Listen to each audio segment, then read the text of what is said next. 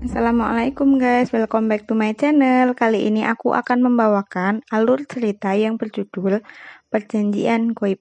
Bagaimanakah ceritanya? Kita dengarkan bareng-bareng ya. Film dimulai pada tahun 2003. Kedua pasutri yang sedang meminta kekayaan di depan kuburan keramat. Sesampainya di rumah, sang istri melakukan tes kehamilan dan hasilnya positif hamil. Kedua pasangan suami istri tersebut hidup dengan keadaan serba kesusahan. Ketika mereka sedang makan sebungkus nasi, sang istri melihat ada lowongan pekerjaan di koran bungkus makanan tersebut untuk bekerja sebagai pengurus nenek tua dengan gaji yang besar. 8 juta per bulan, dapat bonus sesuai. Beberapa saat kemudian, terdengar gedoran pintu. Yang ternyata adalah ibu kos yang menagih uang bulanan kos yang belum mereka bayarkan. Keesokan harinya, mereka pergi untuk melamar pekerjaan tersebut. Setelah sampai di sana, kedua pasutri itu takjub melihat rumah yang sangat besar dan mewah. Mereka berdua langsung masuk dan melakukan wawancara dengan anak pemilik rumah tersebut. Singkat cerita, mereka berdua langsung diterima bekerja di situ. Keesokan harinya, mereka langsung membawa barang-barang mereka ke rumah itu. Mereka tercengang saat diberikan kamar yang luas dan mewah.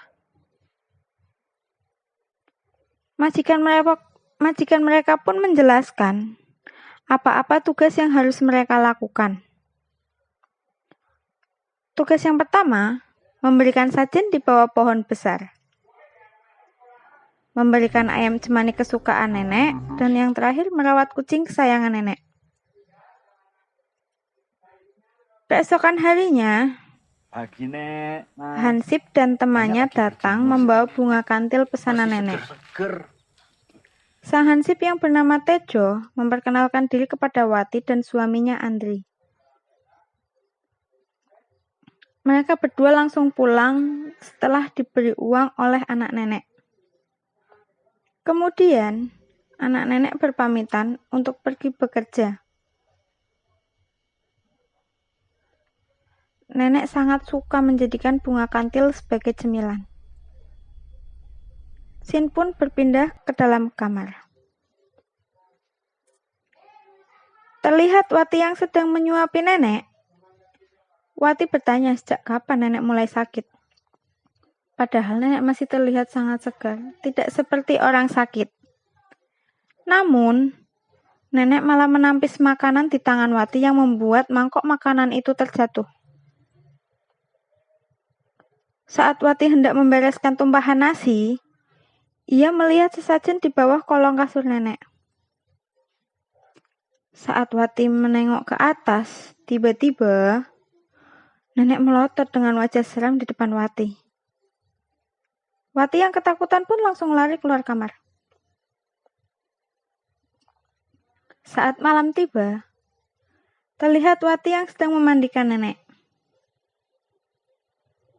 Namun nenek selalu menatap ke arah jendela.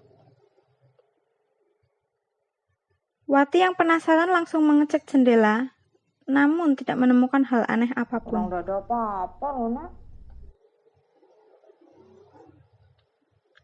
Wati kembali membersihkan tubuh nenek yang masih sangat segar seperti orang yang tidak sakit. Tiba-tiba nenek menatap ke atas sambil meraung ketakutan sampai nenek mencakar tangan Wati.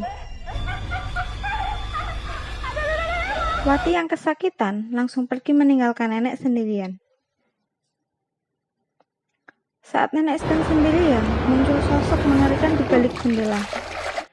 Disusul air yang berubah menjadi warna hitam membuat nenek semakin menjadi histeris. Nenek tiba-tiba memuntahkan segumpal rambut bercampur darah kental.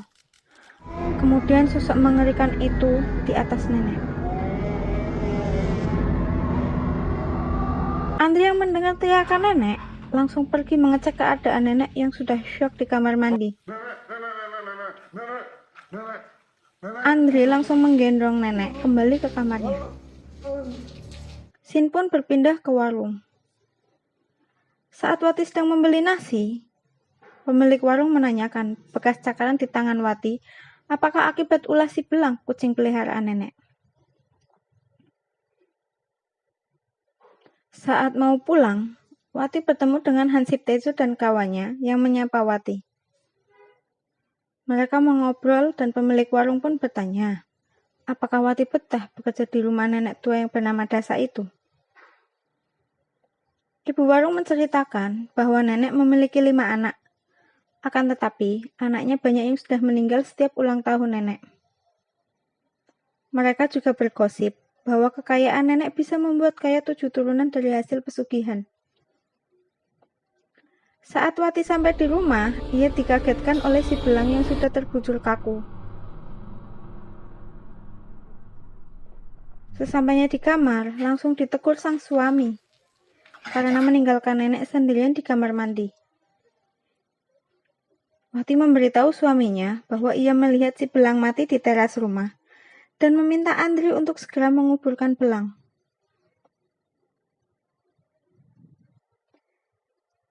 Saat Andri sedang mengubur si belang, Andri dipantau oleh sosok hitam di belakang pohon.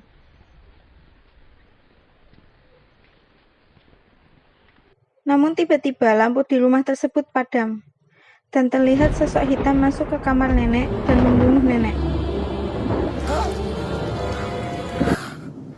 Ketika Wati sampai di kamar nenek, Wati kaget melihat nenek yang sudah terbujur kaku bersimbah darah. Wati berteriak memanggil suaminya. Saat suaminya datang, langsung panik dan mengecek keadaan nenek yang ternyata nenek telah meninggal dunia. Mereka berdua panik karena nenek meninggal secara tiba-tiba. Wati pun berasumsi bahwa nenek telah mati disantet. Tapi sang suami malah menyalahkan Wati karena meninggalkan nenek sendirian di kamar mandi. Suaminya yang panik meminta agar mereka segera meninggalkan rumah itu. Akan tetapi, Wati memberikan ide untuk mencari harta karun nenek. Suaminya pun setuju, dan mereka membagi tugas. Suaminya yang menjaga mayat nenek, dan Wati mencari barang berangkas nenek. Beberapa saat kemudian, Andri berteriak memanggil Wati. Andi menunjukkan ada sesuatu di dalam lemari. Mereka berdua penasaran dan mencoba membuka lemari tersebut. Hingga 2 jam lamanya, lemari pun tak kunjung terbuka. Mereka berdua yang kelelahan akhirnya mengantuk dan tertidur.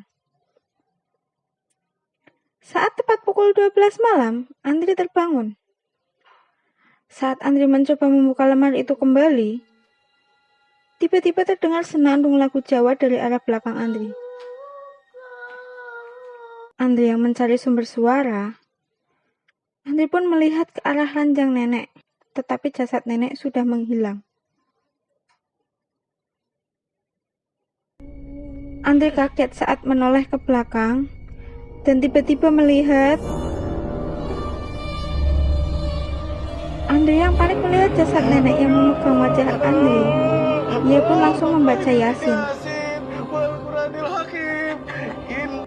Andri yang panik tidak bisa melanjutkan doa itu dan justru ternyata ketakutan itu hanya mimpi sesaat. Namun, saat Andri menoleh ke arah kiri, tiba-tiba Andri yang ketakutan membangunkan Wati. Memberitahu Wati bahwa melihat nenek hidup kembali. Mereka mencari jasad nenek dan ternyata terbaring di bawah ranjang. Tiba-tiba terdengar suara bel berbunyi.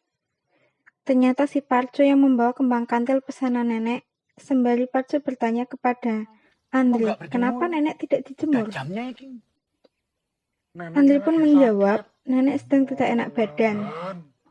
Namun, Parjo justru malah ingin menjenguk nenek, tapi dihalangi oleh Andri. Kemudian datang Wati. Nenek sakit apa? Parjo pun bertanya kepada Wati, nenek sakit apa? Namun Wati justru menjawab nenek tidak sakit. Parjo curiga karena jawaban mereka berdua berbeda. Kemudian mereka menjelaskan bahwa nenek meriang. Andri memberikan uang dan mengambil bunga agar Parjo cepat pergi. Saat Parjo hendak pergi, dia melihat nenek di balik jendela.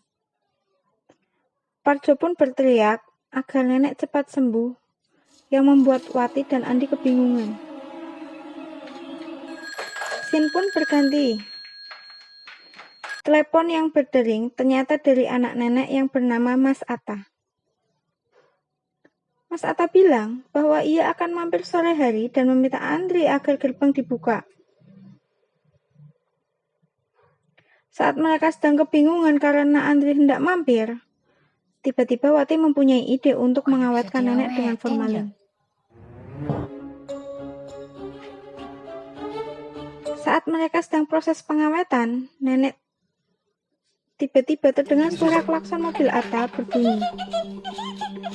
Mereka berdua pun panik. Wati yang panik langsung merapikan alat-alat dan langsung merias nenek. Andri yang ketakutan mencoba menghalang-halangi Atta untuk masuk. Mobilnya mau saya cuci dulu kayaknya. Tetapi Atta tidak peduli dan langsung masuk menemui ibunya untuk meminta cap jempol untuk mencairkan uang.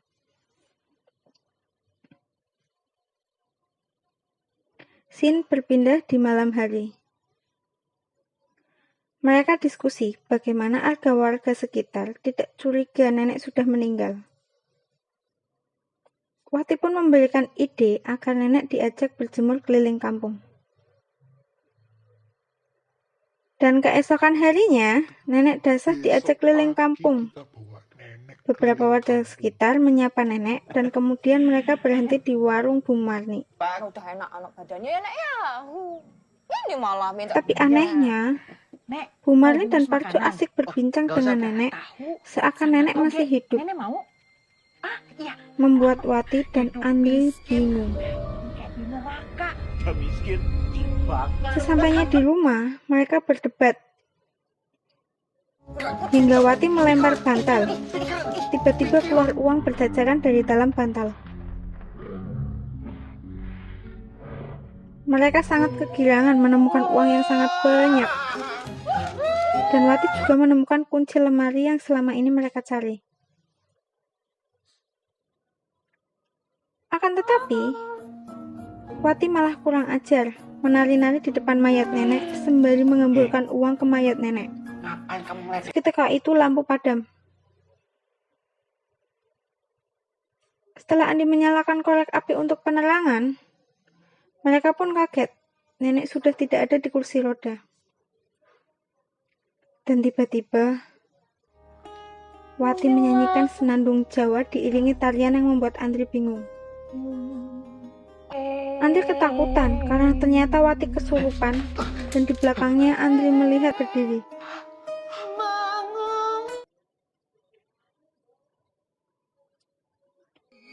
Scene berpindah keesokan harinya.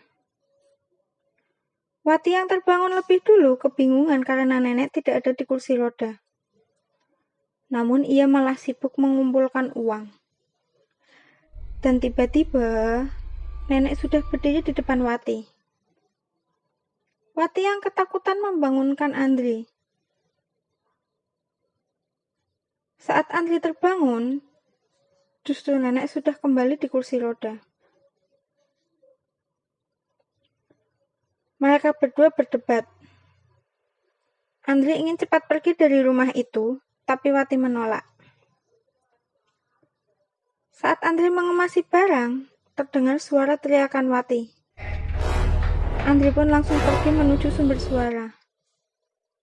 Namun ternyata, Andri melihat Wati yang telah membuka lemari itu. Dan ternyata terdapat ruang rahasia di balik lemari itu. Ayo.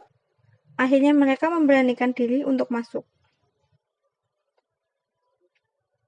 Di dalam ruang rahasia tersebut, Andri menemukan foto keluarga nenek Dasa dan Wati menemukan berangkas. Saat mereka keluar dari ruang rahasia, mereka dikagetkan oleh anak nenek Dasa yang tiba-tiba datang yang bernama Nawa. Andri dan Wati kaget. Nenek Dasa tiba-tiba sudah berada di kamar Nawa. Andri yang disuruh membelikan makanan di warung Bu Marni oleh Nawa. Di warung Bu Marni, Andri terlihat sedang mengamati foto. Parjo dan Bu Marni melihat foto tersebut dan mereka membicarakan nenek melakukan pesugihan dengan tumbal anak-anaknya setiap nenek Dasa ulang tahun.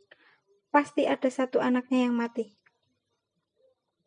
Tadi, gosip itu fakta. Kalau nenek suka numbalin anaknya. Sin pun berpindah ke kamar saat Wati hendak mengantarkan bubur.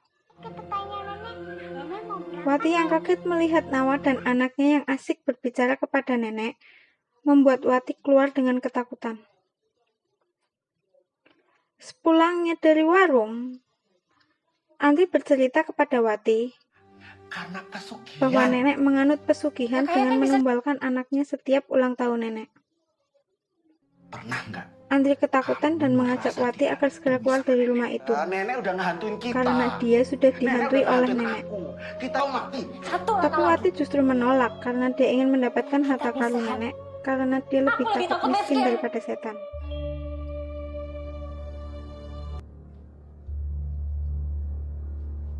Sin berpindah malam hari saat Wati masuk ke kamar nenek untuk masuk ke ruang rahasia untuk membuka berangkas. Wati mencoba satu persatu digit angka untuk membuka berangkas. Sin berpindah ke kamar Andri. Ia melihat istrinya membuka pintu kamar dan mengikuti kemana istrinya pergi. Namun tiba-tiba sosok Wati menghilang dan muncul kembali sembari menangis. Andri yang mendekati istrinya tiba-tiba... Wati? Keesokan harinya Andri tertidur di depan pintu. Andri kaget dibangunkan oleh Mas Atta. Ia disuruh Mas Atta untuk mengambil ayam cemani. Saat Andri akan menyembelih ayam cemani tersebut, tiba-tiba dia kaget melihat sosok nenek di sampingnya. Tangan Andri pun bergerak sendiri ke arah ayam, namun yang di hadapan Andri...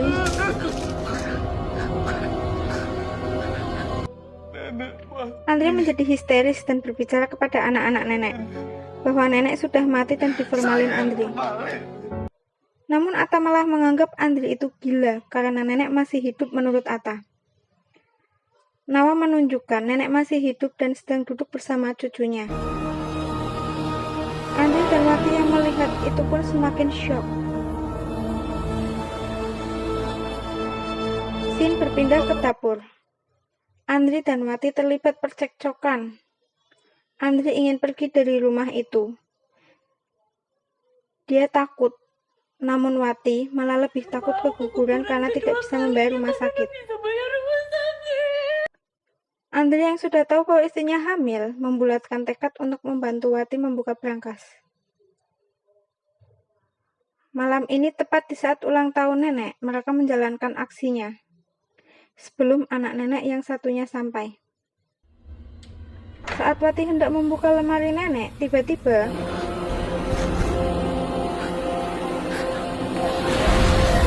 Sin berpindah Wati yang terlempar ke alam gaib. Wati berteriak memanggil Andri, tapi yang ia temui justru Andri yang mendengar teriakan Wati langsung menghampiri dan menenangkan Wati. Wati histeris. Dia bilang ingin pergi dari rumah itu, akan tetapi Andri meyakinkan Wati agar bersabar untuk mencoba membuka berangkas itu kembali.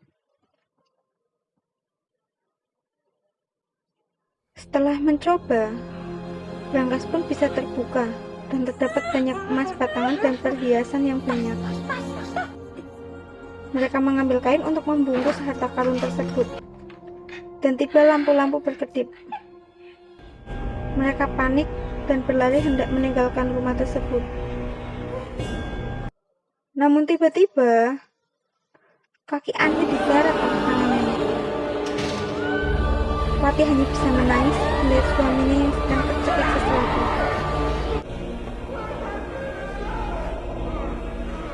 Wati yang akhirnya menolong Andri dan membawanya untuk keluar. Namun mereka justru terjebak di alam gaib. Mereka melihat banyak arwah tumbal pesugihan nenek. Arwah-arwah itu mencoba menangkap Andri dan Wati. Namun Andri mengorbankan diri agar Wati bisa keluar membawa harta itu.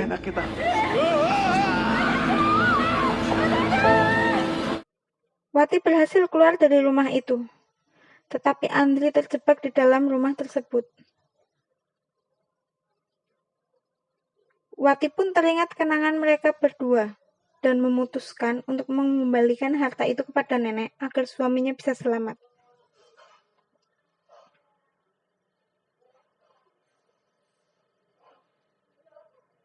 Setelah Wati mengembalikan harta itu, dia masuk untuk menyelamatkan Andri. Akhirnya mereka berdua berhasil keluar dari rumah itu. Tapi sayangnya Wati keguguran. Di akhir film diperlihatkan anak nenek mati setiap tahun. Setiap kali nenek ulang tahun.